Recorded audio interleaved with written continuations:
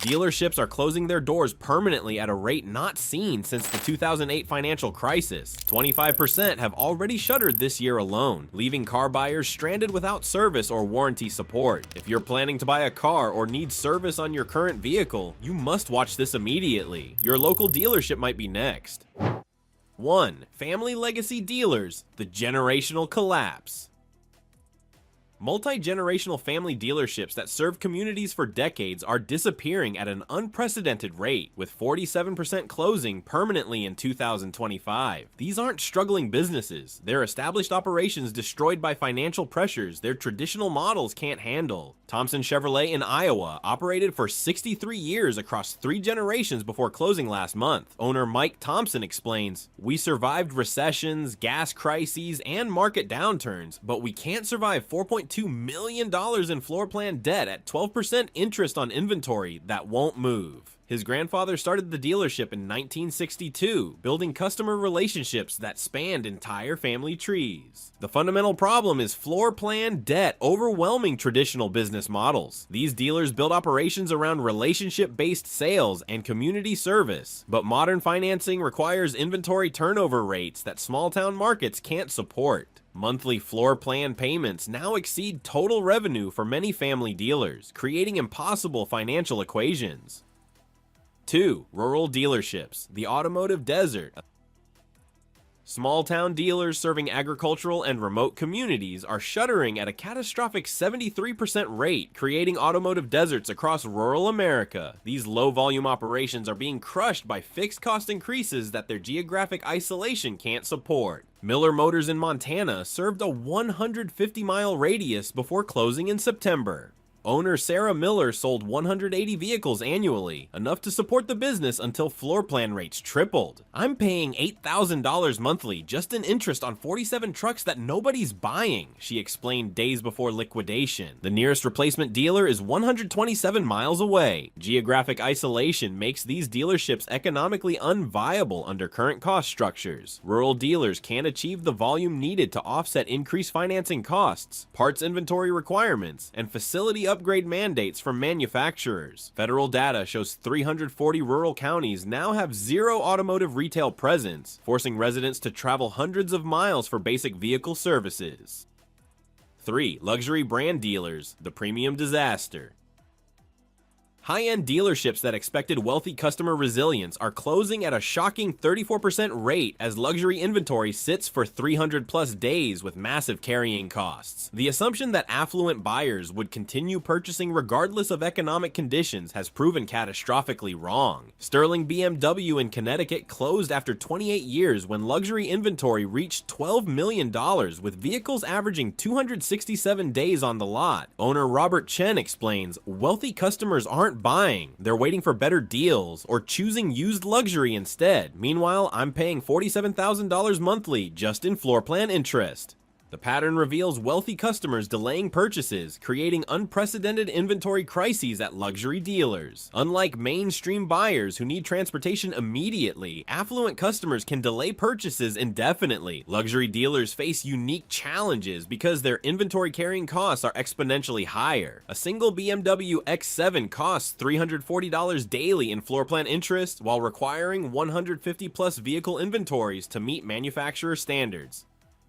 4. Electric vehicle specialists, the EV Mirage. Dealers who invested heavily in EV infrastructure and training are failing at a 41% rate as the electric vehicle market collapse destroys their specialized investments. These dealers bet everything on electrification promises that haven't materialized. Green Auto Solutions in California invested $2.8 million in EV charging stations, technician training, and facility modifications before closing in October. Owner Lisa Rodriguez says, "We were told EVs were the future. Instead, they're sitting on our lot for 8 months while we pay interest on vehicles nobody wants." The EV market collapse is destroying dealers who made manufacturer-mandated investments in electric vehicle capabilities. Rapid technology changes make dealer investments obsolete before they can be recouped. Charging standards evolve constantly, battery technologies advance rapidly, and manufacturer support changes unpredictably. Dealers who invested in one technology find themselves obsolete when standards shift, revealing the danger of betting on emerging technologies without proven market demand. 5. Used car superstores, the volume victims. Large format used vehicle retailers expecting scale advantages are closing 180 locations nationally as used car value crashes destroyed their inventory equity. High volume operations that seemed immune to market downturns are amplifying losses during the collapse. AutoNation's regional superstore in Texas closed after losing $4.7 million in inventory value over 6 months. The 400 vehicle lot that once generated consistent profits became a liability when used car values dropped 35% while floor plan interest tripled. Used car value crashes are destroying inventory equity faster than dealers can liquidate stock. Vehicles purchased at auction for $28,000 are now worth $17,000, creating immediate losses that multiply across large inventories. High volume dealers amplify these losses because their scale works against them during downturns. CarMax style superstores are discovering that their business model depends on stable used car values and affordable financing, both of which have disappeared. 6. Franchise mega dealers, the empire collapse. Multi-brand dealer groups owning dozens of franchises are filing Chapter 11 at unprecedented rates as leveraged expansion creates unsustainable debt loads. Growth-focused strategies that built automotive empires are now destroying them. Pinnacle Auto Group filed bankruptcy after expanding to 47 dealerships across 6 states. Their $340 million debt load became unserviceable when revenue dropped 40% while interest costs doubled. CEO Mark Stevens admits, "We grew too fast using borrowed money. When the market turned, we couldn't service the debt." Leveraged expansion that seemed brilliant during good times becomes catastrophic during downturns. Mega dealers use debt to acquire multiple franchises, assuming growth would continue indefinitely. The empire collapse creates massive service disruptions as entire dealer networks disappear simultaneously. Customers with warranties across multiple brands lose all local support when mega dealers fail, creating coverage gaps that span entire regions. 7. Startup direct sales centers, the new model failure. Tesla-inspired direct sales operations bypassing traditional dealers are closing at an 89% rate within 18 months as regulatory resistance and financing challenges crush innovation. Alternative retail models are failing to achieve profitability despite eliminating dealer markups. Rivian's direct sales centers in 5 states closed permanently after burning through $47 million in startup costs. Despite eliminating dealer markups, they couldn't generate sufficient volume to cover operational expenses while fighting regulatory battles in dealer protection states. Regulatory resistance from established dealer networks is crushing direct sales innovations. State franchise laws protect traditional dealers by restricting manufacturer direct sales, forcing startups into expensive legal battles they can't afford. Financing challenges compound regulatory problems as traditional automotive lenders refuse to support direct sales models. Without floor plan financing, these operations must self-fund inventory, creating cash flow crises that destroy profitability before operations achieve scale. 8. Service-only centers, the maintenance mirage. Dealers pivoting to service-focused business models are failing at a 52% rate despite conventional wisdom suggesting service revenue provides stability. Labor shortages and warranty claim disputes are destroying profitability faster than dealers can adapt. Quality service centers attempted to survive by eliminating new car sales and focusing on maintenance revenue. They closed after 8 months when technician shortages forced them to refuse work, while warranty disputes with manufacturers delayed payment for completed repairs. Service revenue can't support traditional dealer overhead when labor costs increase and claim processing slows. Labor shortages in automotive service are forcing dealers to turn away profitable work while paying premium wages for available technicians. Warranty claim disputes with manufacturers are destroying service department cash flow as delays in claim processing create working capital shortages that force closures even when work is available. 9. Budget brand dealers, the value proposition death. Dealers selling affordable vehicles to price-conscious customers are closing at a devastating 67% rate as thin margins can't support increased operational costs. Budget-focused operations are failing when cost structures increase beyond their financial capacity. Economy Motors sold Mitsubishi and Nissan vehicles to working-class customers before closing when floor plan costs exceeded gross profits. Owner Maria Santos explains, "We made $1,200 per car, but paid $1,800 monthly per car in interest. The math never worked." Thin margins that barely supported operations during stable periods become unsustainable when financing costs increase. Budget dealers operate on razor-thin profits that disappear when floor plan rates triple while inventory turnover slows. The collapse eliminates automotive access for low-income buyers who depend on affordable financing and lower-priced vehicles. 10. Commercial fleet dealers, the B2B breakdown.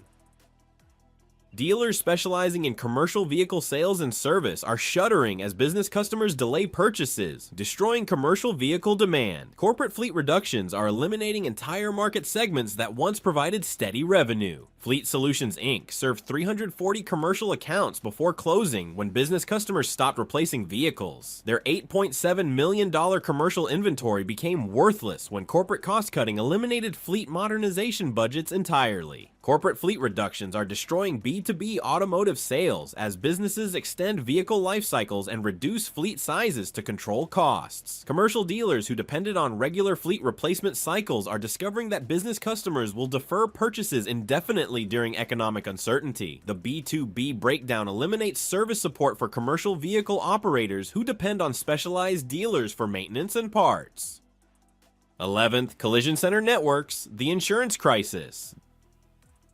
Dealership-affiliated body shops and collision repair centers are closing at a 43% rate as insurance disputes force facilities to shut down. Insurance companies are restricting approved repair facilities, eliminating independent options that once provided competitive alternatives. Premium Collision closed 6 locations after State Farm removed them from approved repair networks. Owner David Kim explains, "Insurance companies control who gets repair work. When they restrict approvals to preferred shops, independent dealers can't survive."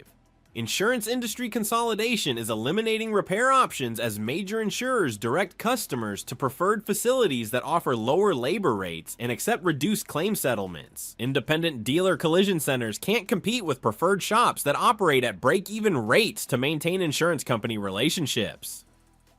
12th, parts and accessories retailers, the aftermarket apocalypse. Dealers relying on parts sales and accessory installation revenue are becoming unprofitable at alarming rates as online sales and DIY culture destroy traditional revenue streams. Parts departments that once subsidized dealer operations are now losing money consistently. Parts Plus closed their retail operation after online competitors undermined pricing while DIY customers stopped paying for installation services. Manager Susan Chen notes, "Customers buy parts online for half our cost, then expect free installation advice. We can't compete with internet pricing."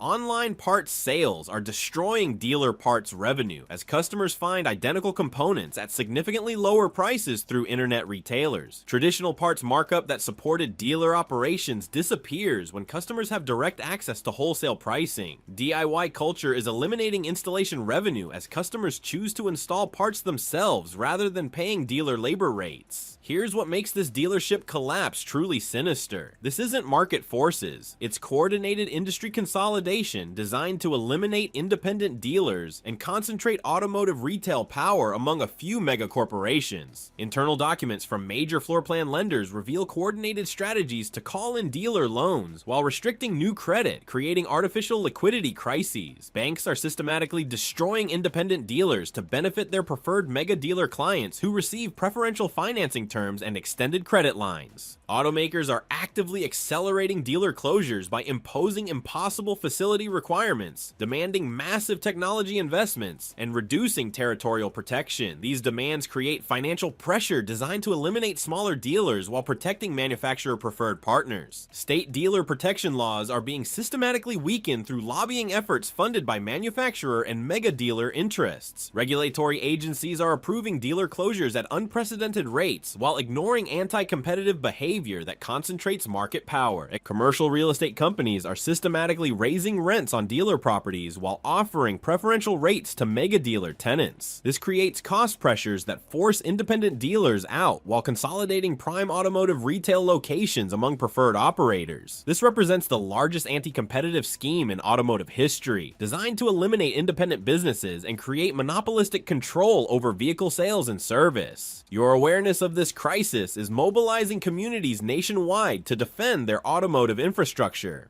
Join the dealer defense movement by sharing this video with anyone who depends on local automotive retail. Your knowledge can mobilize community support that saves dealers from closure while exposing the anti-competitive practices threatening automotive choice everywhere.